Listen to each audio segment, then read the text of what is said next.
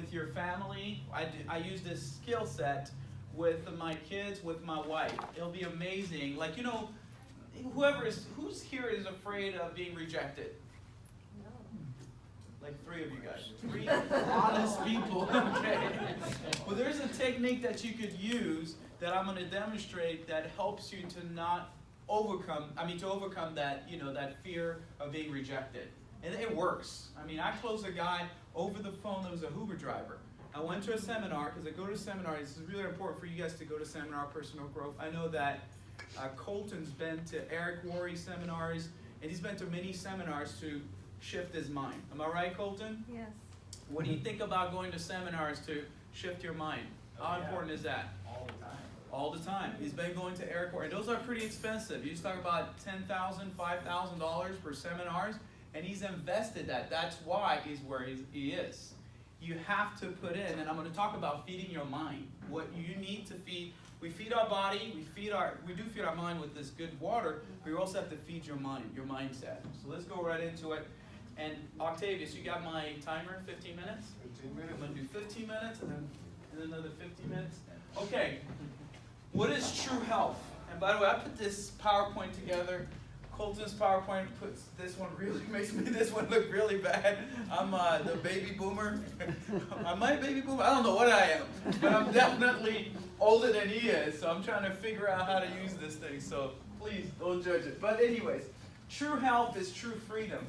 The cool thing about what you heard about Colton, what he was talking about in his demonstration, he talked about emotional freedom, right? When you don't have stress, don't you have like that emotional freedom to do what you want to do when you want to do? That's what we provide. Say yes. Yes. Yes. All right, cool. Oh, wow. Okay, I'm not the bad guy, right? So social. He talked about having a social community, right? Yes. And he also talked about how we're kind of going back to our childhood, the dreams of our childhood, how we are able to really help somebody else. As a child, you had a faith that you could do anything, right? So you're getting back to that possibility, which is your spirituality. And obviously, this is the job part or career part. This takes care of it as well. It also takes care of our mindset. And when I talk about mindset, I'm talking about the personal growth. And obviously, it takes care of our physical. So true health equals true freedom in all of these areas. And obviously, Enagic is the one that actually fulfills all of that. Would you agree, yes or no? Yes. All right. But there is a problem, though. Every single one of you guys in this room have been pre-programmed to have a programming, which is this, that tells you what to do with all of these areas. So I got to go back and forth. See? All of these areas have been pre-programmed.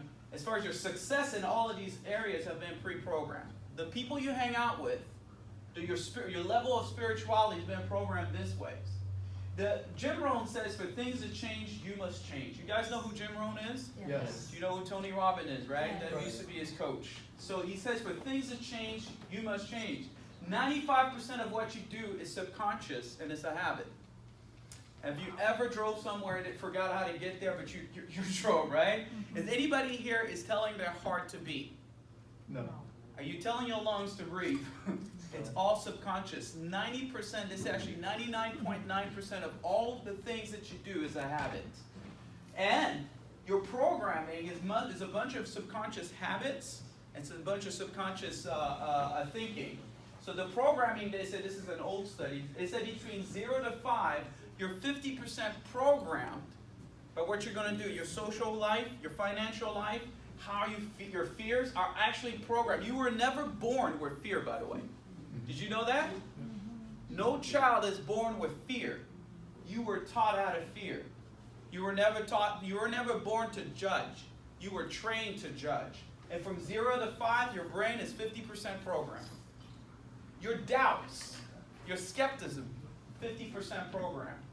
Between 5 to 8 is another 30% programmed. I forgot the person's son here. Okay.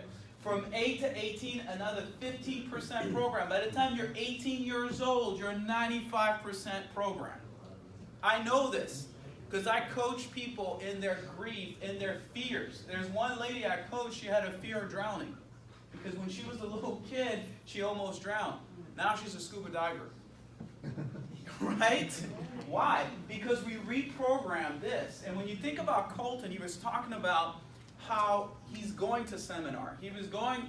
And I know I've seen him grow. I've seen how his success grow, but I know automatically this is a man that goes after learning and learning and learning and learning. I had lunch with Daniel DeMichele. He says in his car, he keeps listening to Jim Rohn. He keeps listening. Now this guy that makes multiple seven figures a year, what he's saying, he keeps reprogramming his mind. Isn't that interesting? Practice makes what? Perfect. Progress. Okay. Yeah, you never get perfect, but it makes progress. Kobe Bryant reprograms his mind all the time. It's funny how the people that don't need to does, and the people that need to don't. Would you agree? Yes. Isn't that a trip? All right, so by the time you're 18, you're 95% programmed emotionally, socially, spiritually, and what you do for work, physically, your life is pretty much programmed. That's why we have a hard time moving forward. That's why a lot of people, when they see this information, they have a hard time moving forward. Does that make sense? You've seen it, right? You've seen their fears. Their fears, so don't take things personally. They've got all that junk before they even got to you. So don't take it personally. But for you, anybody in the room, you still got to overcome this. Because this affects everything in your life. Not just your business. It's your entire life. Would you agree with this? Yes. All right, 2 people. I'm good. As long as 2 people, I'm good. So point is, understand your programming. Okay. Life is 90% of how you react to it. I'm sure you heard this. Life is 10% of what happens to you and 90% of how you react to it. Now you kind of understand. The reaction is where the programming comes from. Fears, they say, is false expectation appearing real.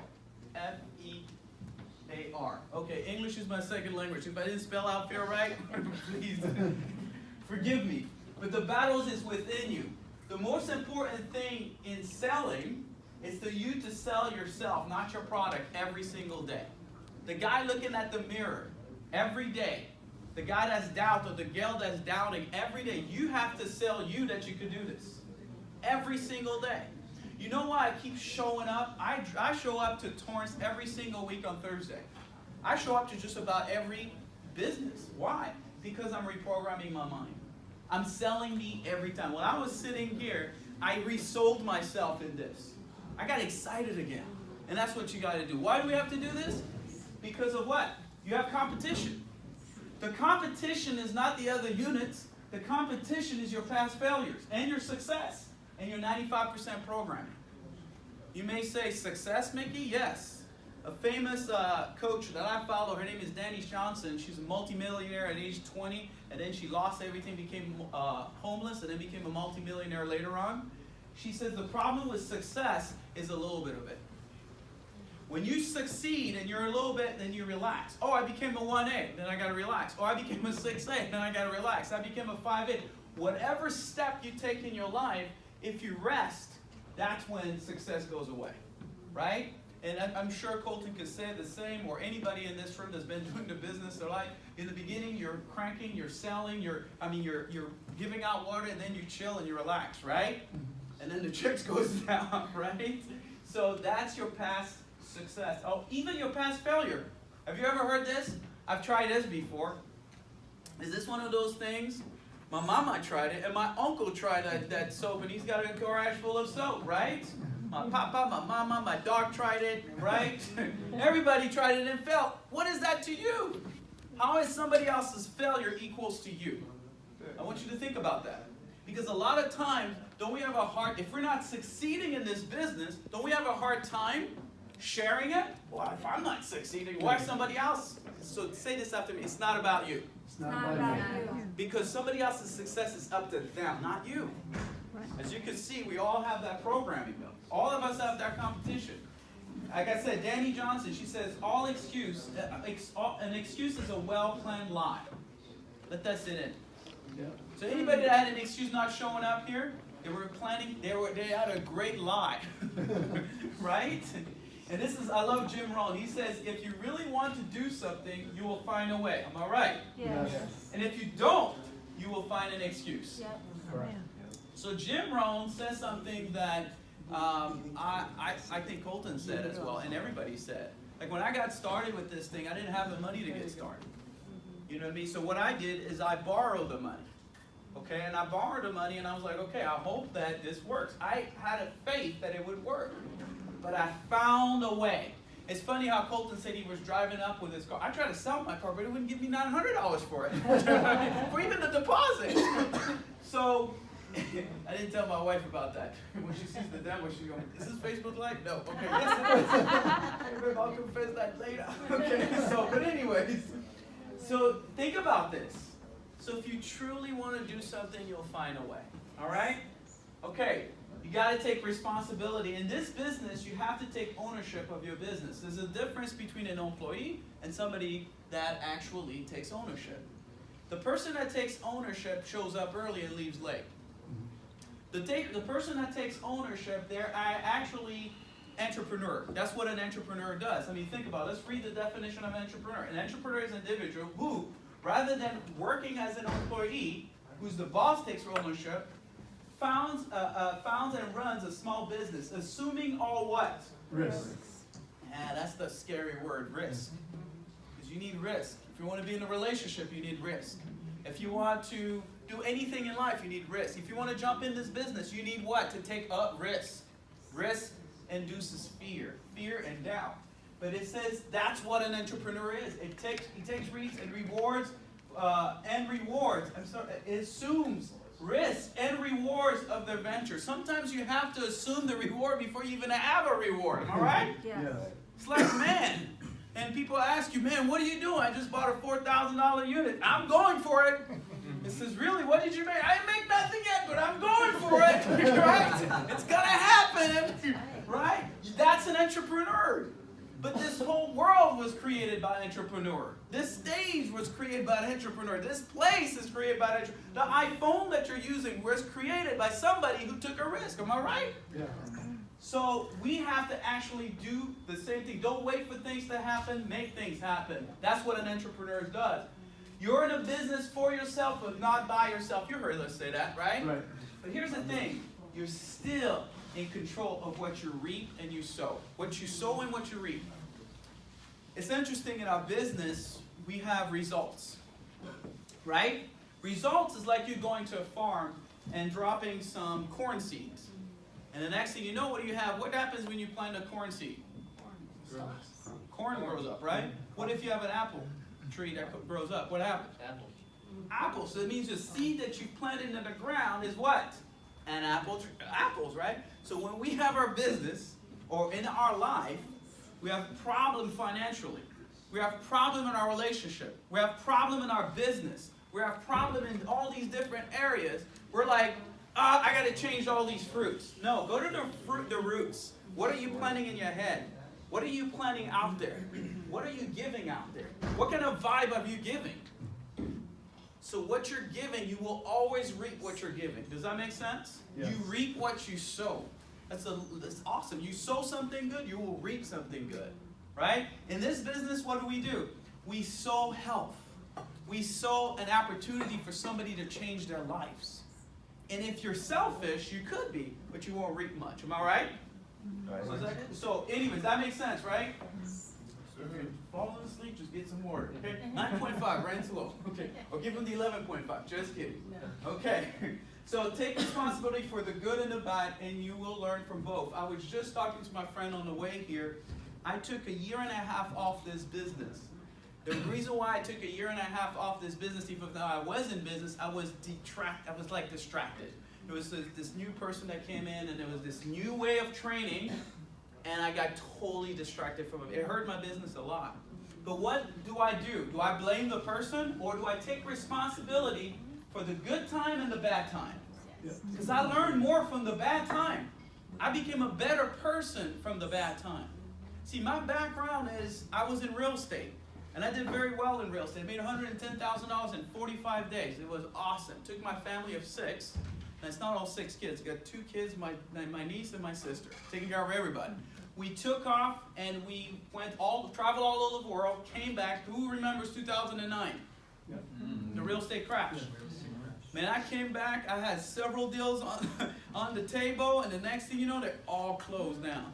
It's like driving on the freeway and stepping on the brake with like 100 car coming your way. That's what it felt like. The bills was coming in. I lost all my properties. I had a place in New York. I had a place everywhere, right? Lost everything. I almost went homeless with a family of 6. Would you say that was a pretty bad situation? Yes. That was a really bad situation. But I was ashamed of that. Now I share it on every stage that I speak at. Why? Because I learned so much from it. And 2 years later, I found this company. And that's why I was like, that'll never happen again. So, anyways, like I told you, feed your mind. And these are ways to feed your mind in this business. You gotta feed your mind. If you don't feed your mind, you will starve your mind. And when you starve your mind, you will cultivate doubts and fear. Doubts and fear don't show up when you're moving. Doubts and fear comes up when you're standing. So plug into books, audio calls, events, and the Enagic team. You will be the same person in 5 years as you are today, except for the what? The people you meet, and what else? The books you read. And what you plug into your mind, you will be in the next day and the next 5 years from now. Remember, your brain, we come from the earth, from what I believe, right? So your brain is like a garden. So whatever you plant in there, you're going to find out about it. Fruits will show up later. Am I right? That's right. So books like Rich Dad, Poor Dad, Think and Grow Rich, How to Win Friends and Influence People, First Step to Success from Danny. Like, just take a picture of these. These are great books. Amazing books. Like audios, Jim Rohn, Building a Network Business. I think that's what it says. Go for No, Eric Worre. I heard about Go for No when Colton shared it. He shared it at a training, and I listened to that book so many times. It's about going for and getting a no versus a yes. It's amazing because every time you say you get a yes, you usually stop. But if you go for a no, you'll go further away. You go, okay, I got to get a no. It's actually harder to get a no than a yes. Don't believe me? Try it this week. Go out and get 20 no's you want, but you'll get a lot of yes. Because if I go to you and I show you the business and you tell me no, first of all, people don't say no, they say maybe. Okay, try me later. But if you actually say a flat no, y'all be like, yes, thank you. I'm going to prove Mickey Wade wrong, okay? Because I'm going to get 20 no's. You can't get 20 no's. If you shoot for that, next week, I bet you're going to have a room full of people there. And you will sell the deal. I'm telling you, I've been doing it forever. You can't get a no. It's hard to get a no. I get like a couple, not that many no's. But anyways, call Eli's call. Julina and Eli are multimillionaire in the company. Every Saturday they have a 9 o'clock call. Does anybody knows about this call? Yes. You should jump on there. That's the phone number there. I'm starting a call. Our team, not just my team, but the Enagic team, are starting a call. There used to be the opportunity call. We call it the wealth and health. I guess the health didn't go. Okay, the health went away. But the wealth and health call, it's a team call. And it's every Thursday at 5:55. This is the phone number. That's 15 minutes? Perfect. Okay. Okay, I got another hour. I'm just kidding. 15 more minutes. Okay. But you make that phone call, and basically it's this demo, but over the phone. But it's not the product. It's more the testimony of how the lifestyle has changed. It's about the money. Okay. So then there's webinars. Everybody knows the first of the month, Daniel DeMichele does his thing. You guys know about that one? Yes. That's awesome. Plug your team in. And there's career days. Everybody knows about the career day? Yes. The weekly demos. He's going to be there on Thursday, the Super Saturday, and the convention. Daniel said that if you could bring 10 people to the convention in June, those 10 will become 100. He said that. I want you to think about it. He said you bring 10 people, those 10 will multiply to 100. If you see the compensation plan, that means 6A. That means you're making between 70 to 100 grand. I don't know about you, but I'm not going to get just 10 people there, okay? I'm going to get a lot more people there. But how many of us will do that? Unless you really look at what you're doing, because 95% of your programming will tell you not to register, not to get there. Remember, your programming is one you have to figure out. It's what's within, not what's without. All right, action equals motivation. A lot of times, as I gave you all of this, right? This could be motivation. I was just talking to Daniel. He says, when people get motivated, it's like taking your shower, right? It feels good. It feels warm. But we're not here about motivation. We're here about transformation, right? So action helps you to get motivated. A lot of times I sit there and I'm like, man, how do I get motivated? I took a break, and it's when you take a break about anything, if you don't work out at the gym and you take a break to go back, it's like, oh, Lord, right? You get up in the morning, you're like, what? I don't want to go, right? But when you make that action, when you first go to the gym and you start lifting, that's when the everything starts to happen. In this business, action is your motivation. All the phone calls, all the motivational speak won't do nothing more than action. Action is free. Okay? You do need everything else, but action is free. This is your schedule. This is how your schedule should be. This is, again, from Danny Johnson, who made multi-millions of dollars. She says 80% of her time is prospecting. 80% of your time is supposed to be prospecting. Prospecting, making new friends, right? Giving out the water. That's 80% of your time. 19% of your time is supposed to be training. 19. And 1% is problem solving. I must confess, when I got started, 80% of my time was problem solving. I'm a life coach, I'm a grief counselor, so I was counseling everybody. I'm doing demos, and next thing you know, I'm talking to them about their life. They're crying. And I don't get paid for that, right? Because it's the business. So when those numbers change, so does your check, by the way. 80% of your time is supposed to be getting new prospects, okay? Remember, new blood. Make sense? You got to track your numbers. How many calls, how many contacts do you make every day? How many people do you have on the water? How many demos do you do? And how many team does the same thing? This is duplication. This is your residual income. But remember, numbers do not lie, feelings do. What do I mean by that? A lot of times I feel like I do a lot when I don't, right? I feel like I'm doing a lot of things when I don't. Or I feel like I've done nothing, but when I think I do a lot, the opposite. You know what I'm talking about, right? But a lot of times I call people up and I say, how are you doing your business? Man, it's too hard. Really? Yeah, I don't think I could do this. I mean, well, you talked to 2 people. Right? 2 people told you no, and that's it. You're going to quit? Right? Numbers don't lie. Feelings do. But if you keep track of your numbers, it actually motivates you. And you can keep track, and it absolutely motivates you. All right. Who wants to know about overcoming objections? Yes. Yeah. Objection right here are just a test of your conviction and your belief in what you do. Remember this, so take a picture of this. So when somebody's giving you an objection, they're testing you. Do you have what it takes? Or do you really believe in this? Or are you going to wobble?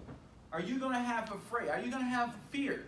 If I come to you and I says, are you really going to make this thing happen? Are you going to the top? Are you going to hit your rank? And if you say anything, I don't know, then they know it. They already know 93% of communication is nonverbal. 7% is what? Words. And you think it's your speech. As he said, what Colton said is he said there was a guy that he brought, right, to the meeting. He couldn't hear, but he could feel passion. He could feel that motivation. And he heard and he felt that 93% communication that he had when Colton was speaking. It wasn't a word, wasn't it? It was 95% communication. So objection is just a test. He didn't have no objection. He's like, man, you guys are excited, and this is why it's so good. If you don't have those convictions, bring the people here, and they'll have the conviction for you, right? See, the common objection may be something that you're struggling with yourself. I'll explain what that means. What that means is your own doubts and your own belief. You got to overcome those. Because if you have doubt in this business, then they will feel that. If you feel like this is too much, if they tell you, man, I don't have time, you're right, I don't have time either, right? Or if they say, man, this machine is too expensive, and if you actually agree with that, there's something wrong with your conviction, right? Because here, for me, I'm so glad that the person that introduced me to this didn't say, well, you just can't afford it. Because the truth was, I couldn't, but I had a desire. I got a friend of mine that is now traveling all over the place. When he got started, at one time he was living in his car. As a matter of fact, where is Tony Mack? Tony Mack was living in his couch, in his friend's couch. And the paycheck of Tony Mack's is like doctors, right? So what I'm saying to you is you must overcome your own doubts and your own belief before you can have the conviction to overcome your prospect's objection. Does that make sense? Yes. All right. And here's the thing. People want to follow people with conviction, desire, passion. Like I just said, crusades are not led by people who are full of doubts and unbelief. Isn't that true? Who do you know that's a crusader, right, that went and did something amazing and ended up was full of doubt and unbelief? Nobody wants to follow somebody like that, right? Mm-hmm. Not even children want to follow somebody like that, right? All right, so let's keep going. Stories overcome objection. Story sells, facts tell. Who's heard that before? Right. But here's the reason why. Stories builds up your, I could do it too. So here's the thing. If you write down 10, you should write down 10 stories of people who had an effect on the product. You should write down 10 stories of people who had no money overcome. I use that all the time. When somebody tells me I don't have the money, I says, man, you remind me of me. When I got started, I didn't have the money. Or I use Tony's story. Tony helped me to make a lot of sales. He don't know it. Your story. Thank you very much, Tony. So I use his story. I love his story. He's got the best smile. And I says, man, this man used to be in his couch. So you got to know stories and write them down. So when they give you an objection, share the story. Story sells, facts tells. Then we go into the water. They don't look. When I was losing my home, to be honest with you guys, I didn't care about the water. Like, you would have brought me water, which is cool. I think it's cool to do that. But I was losing my home. And they were giving me water. And I'm like, what am I going to do? Put it on my bills? Show me. Get to know what I need. And which is going to be the next. It's called forming. Finding out people's need. Because what motivates you may not motivate the next person, right? So share the stories. The people that have no time and energy. Ludi's 82 years old. She's a 5A. When I met her, she was walking like this. And I don't know if you guys went to the Asian New Year. Yeah. She was the first person on the dance floor. When we had a GU in Las Vegas, we were dancing, and she was on the dance floor. I started hurting. I said, I got to go it's past my night time. It's past my bedtime. She kept going. Changed her life. I share those stories. You got to know those stories and write those stories down. Okay, objections are based on your prospect's fear and failure and being taken advantage of. Would you agree with that? Yes. So it's not about you. Don't take it personal. Don't take it personal, right? Because I rejected people for 2 years before I got started. It was my own belief. It was my own fear, right? All right. Did you guys ever heard of this word forming? Who did not hear of forming? Oh, wow, okay. Forming is basically something you could do if you just meet somebody. If you actually even do this, by the way, and I think Colton teaches the same thing, we're all teaching something, is the person who asks the most question controls the conversation. Like today I was just forming, actually I was forming you, sir. It's Bill, right? I formed Bill. What does that mean? I asked him about his family. This is just something we do naturally. Hey, Bill. Bill's been married for 5 years. Am I right? See? Nobody's going to talk to me because he's going to talk about me on stage now. No. You know, he actually helps out in planes. Like when a plane breaks down or they have to remove a plane out of the runway, they call him. Oh, wow. They call him. And that's a pretty intense job because he signs off if a plane is good or not, right? He could be responsible for that.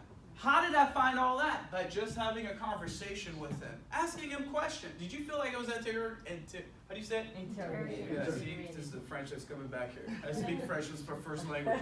Do you like you don't have to learn how to speak English to do this business. Okay, go ahead. Do you feel like I was like interrogating? No. No. Okay. I get that from immigration. But I do know you love food. I do know you love the taste of food, especially you live in Thailand, and the food there is awesome. He has a whole place. He has acres of land and a house there that he had for 15 years. Wow. And he's trying to get the business going over there. How did I find all that about him? If I just met this man on the street, I would do the same thing with him. And if I told you, hey, let's exchange numbers, it was great talking to you, would you exchange a number? The answer is yes, because he trusts me, because I'm not all about me. I'm about him. A lot of time we talk all about ourselves. Hey, let me tell you about stuff. So what did you know? I know I shared a lot about me, but what did you know about me while I was talking to you? Did you know if I was married? I know that you live in Burbank. Yes, but you didn't know I was married. I know you know some of my friends. Exactly. But he didn't know I was married. He doesn't know how many kids I have. He doesn't know what I even do. So in other words, it's not about you. So people have given me their information and says, what the heck did I give you all my information? Because people want to be what? Trusted, right? They want to hear. Nobody listens anymore. Am I right? Listen and take note while somebody's speaking. So when you're speaking to somebody, listen. Take notes of their needs. Listen what they say. If you're giving water, then talk to them. Have a conversation with them when you drop off the water. Get to know them. Hey, where's your kid? And they'll tell you their needs. Even Colton said, call your people back. Get testimonies from them, okay? People don't care what you know until they know that you what?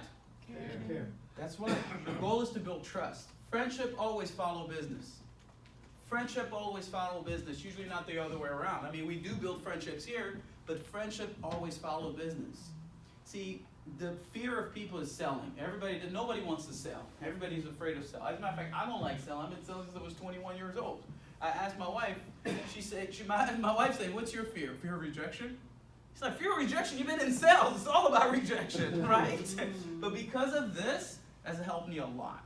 So remember, forming is family, occupation, recreation, and your message. Your goal is to build trust. Can anybody do that? Yes. Okay, I'm going to give you another homework. Form about 1 or 2 people per day. Now until then. They're going to give you everything. What they're going to give you is this. Their signs. And their signs is their strength, their interests, their goals, and their needs. I know Bill's signs, interests, goals, and needs. I know his strength, right? By asking these questions, what do you do? What do you like about what you do? Or what do you not like about what you do? What do you do for fun? What are your goals and your dreams? Just ask the question, and people love to talk. I had one lady called me on the phone, and she did this with me, and I was talking and talking and talking, and I felt bad afterwards. I just spilled everything. I said, stop talking. I just gave her everything, and I did this, and my kids, and I had an argument with my wife, and I'm like, who is this lady? She was part of the Danny Johnson customer service, which teaches this. I was like, oh man, she's good. I said, you're good. You can call me anytime. They called to sell me something, but I felt good, right? People love to what? Buy. Hate to be sold. So this is good for them. Okay, all right. Do you see yourself working at this job for the rest of your life? Remember, what motivates you to get into the business may not be the same thing that motivates them. Find out what motivates them by forming. Does this make sense? Yes. Okay, awesome. Okay, you're getting something? Yes. You are. Okay, you guys are very quiet though. Okay, all right. The fortune is in the follow-up. This is very key. When you follow up, you know, a lot of time, give me a reason why people have a hard time following up. Give me a reason. Why are we not doing good follow-up? Because follow-up is all over. Like, nobody really does good follow-up. Yes? You don't want to bug somebody? You don't want to bug somebody. Anybody else? It's pretty much the general rules of thumb is, I don't want to bug you. Now, have you ever been to the doctor and you walked in and you made an appointment? I guess I'm talking to you. Because you're the only one talking to me. So you're my friend now. Yeah. Okay. But you go to the doctor, right, or we don't want to go to the doctor. You made an appointment, right? If you go to the dentist or what now, you make an appointment. They tell you what time can you come in. As a matter of fact, I'm going to take my car to the dealer, and they called me, and I called them. They said, so what time is good for you? We have a Monday opening. And I says, well, I could come in the morning. Oh, we have a morning or afternoon? I'm like, okay, I could do morning. Do you see? They didn't allow me to just choose. They directed me, just like this. When you follow up, you set a time and a date where they will see the information just like a doctor's office. You take the time and date. If I send you the information, I never send the information without a follow-up date and time. As a matter of fact, I don't send the information unless I have a time and date. So if I meet you and I inform you and I find out that you want to make more money or you want to be more healthy, I'll say, okay, can we talk on Tuesday at 2 o'clock? Or Monday, when is a good time? You say Tuesday at 2. Great, I'll call you. I say, hey, what's your name? Chris. I say, hey, Chris, man, we were talking, remember? You were chilling, we were talking, you talked about being more healthy. Listen, I'm going to send you that information, I promise you. If he says send the information without me following up, I'm not. Why? Because if if I send you the information, I don't have a time to call you back, now I'm bugging you. Does that make sense? Now I'm bugging you because I don't have an appointment. But if I have an appointment at 2 o'clock, hey, I'm following up with what? Our appointment. Yeah. So I have an appointment. Now, if you don't decide to call, to be there, I'm following you up. Does that make sense? Yeah. So that helps you not to feel that. Kind of keeps them accountable for doing it. Yes, it keeps them accountable, but it also keeps you more secure because you're a business person. You're following. Your time is important. Yeah. I tell people all the time, my time is important. If I'm calling you, that means I'm saying no to somebody else. So, right, we have to treat this like a business. Follow-up is for you to find out what they like about what they saw. So if you send in a video, you want to find out what they like about what they saw. Don't ask them, did you like it? That's not it. Okay, that's a yes or no question. If you tell them, what did you like about what you saw, then it's an open-ended question, correct? Follow-up is to see if you want them on your team or not. I know you don't work with everybody, right? There are some people you're like, you may want to go sign up with somebody else. Go sign up with Mickey Ways, the grief counselor. You need that, right? It's true. Like, remember what Colton said? Colton said that you get to choose who you work with, right? You get to choose. So that's why you follow up as well. Don't follow up desperate to try to close. Follow up to see, hey, I'm going to find out if I want this person on my team. See, your position and your posture changes. When you're desperate, they can feel it. They're like, oh, there you go. They see dollar signs. You guys see salespeople with dollar signs, where you're like, oh, you're holding your $2 that you have in your wallet. It's like, you're not taking that, right? Okay, follow up sometimes can take days. It could take weeks. It could take months. Or it could take years. I know somebody on my team that followed, you probably have stories like that. Followed 4 years with somebody, and they finally bought. I know Daniel followed up with years of people. I know Eli followed up with this one lady for years. But she was one of the biggest leg in this organization. Tony Banks, right? I think her name is? Tony That Banks. was her, yes. So she was one that he followed up for a long time. So don't allow others to pick the fruits of your labor by not following up. You know what that means? Let's just say you're sharing water with me and you're doing very well and you're giving me the water. I'm like, oh, this is great, but I'm not ready yet. Then you're like, forget this dude, right? Then you take off, right? We've done it, right? You're like, because we've done it. And then, your name, ma'am? Hayatha comes in and she connects with me and I'm like, you know what? Somebody was giving me the water and I don't know what happened to it, but I'm ready to buy. And then I signed like 700 people on her team. Did that ever happen? I know you heard it. I know you've heard somebody, when you call that person, they're like, I don't know where that person went, right? You want to know about a throw-out feeling? A throw-out feeling is when you get in a room like this, and the speaker and the person that's making the most money is your friend. And you didn't talk to them. You didn't do the follow-up. You know what happened to me? There was somebody that didn't follow up with me. I wasn't supposed to sign up to Dr. Thomas. He's my sponsor. It was somebody else that did not follow up. What they did is they had my friend. So there was 2 people who went to a meeting and they kept giving my friend. Since I wasn't really open, they disregarded. I got hurt, man. They're not giving me water. They just skipped over me. I'm like, wow. And I even called them and I said, hey, I'm doing a seminar. If you want to bring some of that magic water, I'm like, heck, I could save for some water. And they're like, yeah. They never followed up. So guess what? I lost contact with them. And I was in Vegas at a GU event. I was speaking on stage. They were in the crowd. Wow. And as I came down the stairs, they're like, they completely turned like they're going to have a heart attack. And I'm like, you never followed up, so don't do that. Okay? Follow up. I'm telling you, I know you guys. I'm going to follow up on your people. I'm just kidding. I don't know you. But no, it's true, though. I mean, people, okay, all right. Okay. I'm done. Okay. How's the time? How's my time? Is it good? Okay, this is the end. Did you learn something? Yes or no? Yes. Okay, please tell Daniel I did a good job, all right? Don't throw no tomato. We wash the tomatoes. We don't throw the tomato. We eat the tomatoes, right? All right, so life is not about how you start, but how you finish. Would you agree? Yes. It's all about how you finish. Like, people like Tony is an inspiration to me because it's not how he started, it's how he's finishing life. He's got a beautiful wife and a child, I believe. Yeah, 23 days old today. 23. Wow. Give it up. not about how he started on that couch. It's not about that. It's not how he started. It's not how Colton started. It's not how you start. It's how you finish. See, you were born with the gift of persisting. You were all born with the gift of persisting. Colton talked about our childhood, right? We wanted to be Superman. Now, you know any child, any 2-year-old that has a hard time persisting. Any? I know for me, I'm a super healthy kind of cat, right? Healthy. Like when it comes to Yogurtland, I'm like, heck to the no. I'm not going to Yogurt. I'm not feeding my kids that. Here's my son. Hey, Dad, can we go to Yogurtland? I'm like, nope. Do you know what's in there? And I talk for 30 minutes. And he's like, okay, cool.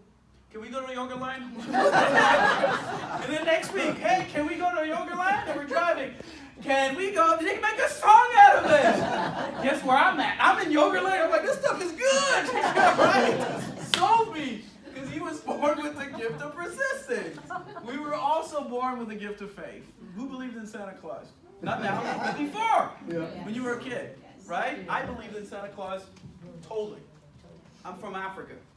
There is no snow. There's no reindeer. I've never seen a reindeer, nor there's chimneys. There's no chimneys where I'm from. But I believe that big guy came down the chimney, I didn't even have one, with his reindeers and dropped off the present and took off. I believe that because we had a gift of what? Faith.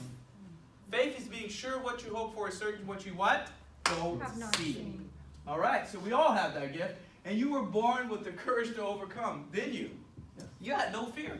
You go across the street, you talk to strangers until you're told not to, right? So we were all born with that. See, my friend, your fear of rejection was programmed because you were never born with that. You walked up to anybody, black, white, blue, whatever, aliens, you name it, you walked up to them. So we were all born to succeed. Every single one of the people here, every single one of you guys were born to succeed. So I'm calling you to go back to your original self. You know what Kangen means, right? Can anybody tell me what Kangen means? What's your origin?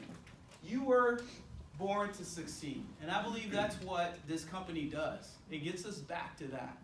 Remember, the battle is not what's in front of you, it's what's within you. It's what's within your mind. It's not the person, it's not the water, it's not this, it's you. And you're going to be exactly where you are 5 years from now if you don't change that belief system. I believe in you. I hope that you guys could join us in this team. And if you're already in the team, rejoin us. Let's go. Let's have the persistence that we once had. Let's have the faith that we once had. And let's have the courage that he once had. I come from a very dysfunctional family. And I'm a grief counselor and a life coach, and I've been married for 19 years. Let me tell you something. I grew up with so dysfunctional. I was actually a gangster when I was 16, 17, and 18, running street gangs in LA. Bloods and Crips, you name it. I was a very dangerous man, never killed anybody. My record is clean. Hello? That was good, that's good. But thank God for that. But I did not. My life is not about how I started. It's how I'm finishing now. So you could change the rest of your life today. So with that, I want to thank you guys for coming. And next Thursday, we're going to be here, so you can clap for me. Thank you very much. Take care, guys.